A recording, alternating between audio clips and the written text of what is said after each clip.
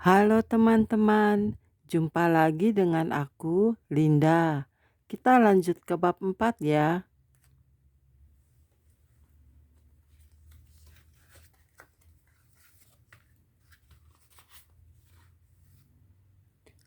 Oke, mari kita mulai. Jalan pintas meraih ilmu hitam. Saudara sudah dengar, sudah baca di koran, orang makan mayat. Di Jawa Tengah, orang makan orang. Dan biasanya yang dimakan, dibunuh, adalah yang hari kelahiran Sabtu Pahing. Kedua, Jumat Kliwon dan Jumat Wage. Karena apa? Orang yang memiliki hari kelahiran itu menurut kepercayaan, tapi kita tidak boleh dipercaya karena semua hari itu adalah baik. Nah, orang yang memiliki hari kelahiran Sabtu Pahing itu memiliki kekuatan hati baja, hati yang sangat keras. Kalau yang lahir pas Selasa Kliwon, Jumat Kliwon, Jumat Wage itu weton yang keras.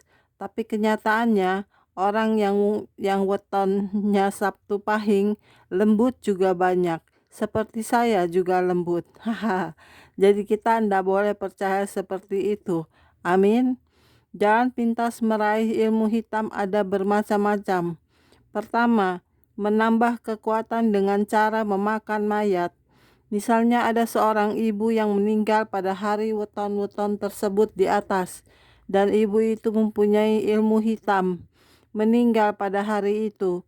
Ingat, roh manusianya kalau dia tidak percaya Tuhan, tidak melepaskan ilmu, tidak bertobat, rohnya langsung ke dunia orang mati. Tetapi di tubuhnya ini, di jasadnya, ilmu itu menyatu dengan darah dan tubuh termasuk tulang. Kalau ada orang yang mempelajari ilmu hitam dan dia ingin mempersingkat waktunya, dia tidak mau belajar sampai 9-10 tahun, lalu mengambil jalan pintas. Dengan apa? Akan menggali mayat dalam kondisi tidak pakai alat apapun alias hanya pakai tangan saja. Kemudian mayatnya dimakan. Supaya apa? Kesaktiannya ibu yang tertinggal di mayatnya itu masuk ke dia, sehingga otomatis secara utuh ilmunya dia akan ke situ. Sehingga sampai ada orang makan mayat. Tujuannya supaya menambah kekuatan orang tersebut dengan cara menyedot kesaktian orang yang mati itu. Biasanya yang dimakan itu adalah mayat orang sakti, bukan mayat orang sembarangan. Tahu saudara, mengerti maksud saya, untuk menambah kekuatannya saja. 2. Menambah kekuatan dengan cara minum darah. Sekarang kalau manusia yang dibunuh, itu lain lagi. Kenapa kalau ada orang habis dibunuh, cep, tembus, mati, lalu langsung darahnya diminum? Supaya apa? Kekuatan orang yang mati itu menyertai dia.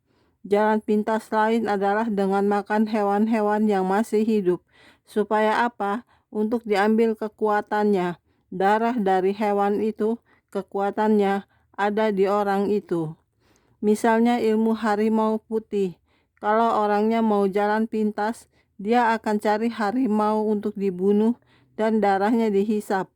Dan dia akan memiliki kekuatan harimau. Saudara, tetapi pakai mantra, bukan pakai darah biasa.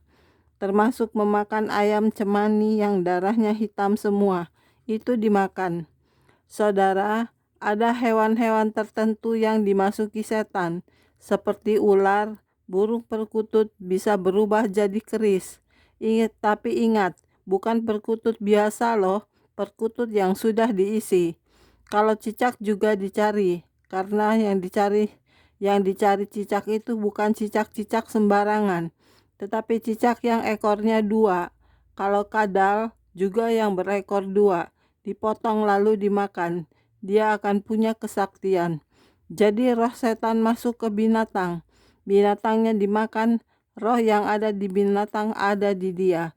Intinya itu saudara, orang yang punya ilmu hitam biasanya jadi preman, penjahat, rampok. Bab 5. Beda santet ilmu hitam dan ilmu putih. Saudara, sebenarnya untuk mempelajari ilmu hitam itu ditempuh dalam jangka 9 tahun. Tetapi kalau mempelajari ilmu hitam bisa instan, cukup 1 bulan bisa sempurna. Tetapi mengorbankan nyawa seseorang, termasuk makan mayat. Ngerti saudara? Kalau bertarung antara ilmu hitam dan ilmu putih, akan menang ilmu putih. Karena ilmu putih itu dari dasar, sedangkan ilmu hitam itu instan. Apa yang dari dasar sama yang instan menang yang dari dasar. Betul, orang yang belajar ilmu itu hanya ada 2 alternatif, baik dan jahat. Sering kita dengar paranormal, ilmu putih itu baik kok. Wong dia tukang nyembuhin orang sakit, suka bantu mempersatukan perkawinan dengan cara menarik suami kembali ke istri. Ini kalau yang genit suaminya. Kalau yang jahat itu dukun hitam, karena bisa santet orang sampai sakit ndak sembuh-sembuh sampai mati. Saudara, ini hanya plesetan kata-kata saja. Mau disebut paranormal, orang pintar, dukun, podo wae, sama saja. Kalau disebut baik, baik apanya dulu?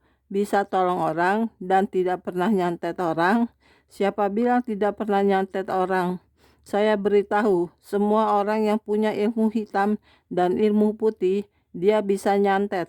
Tetapi santetnya berbeda. Kalau ilmu hitam, santetnya pakai jarum, paku, pines, dan sebagainya. Dan kalau ilmu hitam yang disantet 1 orang, yang mati 1 orang.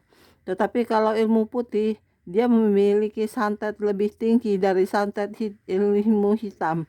Sarana yang dipakai santet ilmu putih itu pakai jantung pisang, garam, air yang dimantrain. Dan santet ilmu putih bisa mengenai keturunannya juga, bahkan 7 turunan.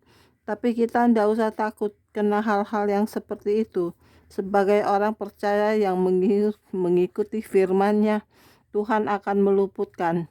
Saya senang saudara dengan kata meluputkan, yang artinya mesti kena tapi tidak kena, diluputkan. Haleluya. Bab 6. Resiko mempelajari ilmu putih dan kutukannya. Resiko. Orang yang memiliki ilmu putih tidak menyadari yang menjadi korban adalah anak-anaknya. Dan kebanyakan rumah tangga anak-anaknya hancur. Tetapi rumah tangganya dia baik-baik saja. Kenapa hancur?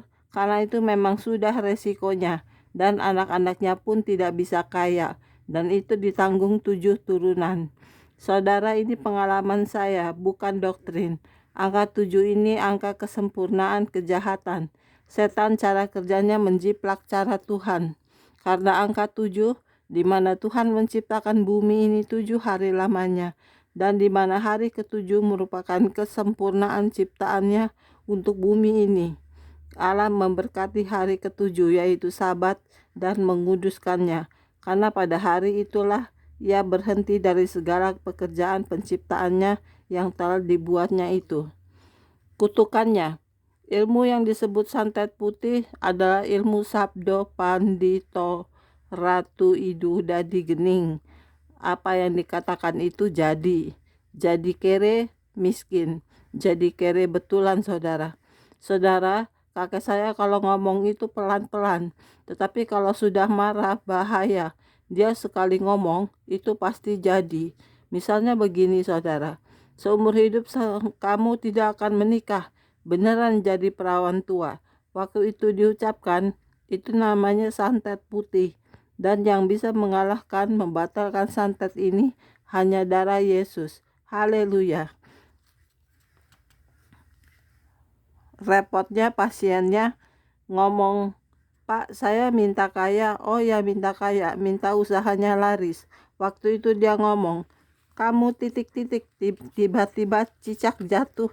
Dia ngomong, sialan. Begitu dia keliru ngomong, itu ndak bisa ditarik lagi. Bahkan misalnya anaknya sendiri nakal, dia marah terus ngomong, kamu seumur hidup nggak bisa kaya, maka seumur hidup anaknya nggak bisa kaya.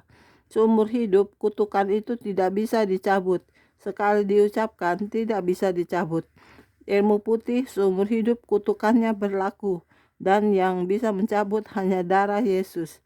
Misalnya seluruh keturunanmu 7 turunan. Kalau laki-laki jadi gigolo, kalau perempuan jadi pelacur, maka seluruh keturunan akan jadi seperti itu. Bagaimana melepaskan kutukannya? Kalau saudara bertobat dan menerima Yesus sebagai juru selamat pribadi, secara otomatis kutukan itu terlepas. Kenapa ya kok ndak ada kutuk kaya? Haha. Oke, sekian dulu videonya hari ini teman-teman. Kita jumpa lagi di video berikutnya ya. Terima kasih. Tuhan berkati kita semua. Haleluya. Amin. Bye-bye.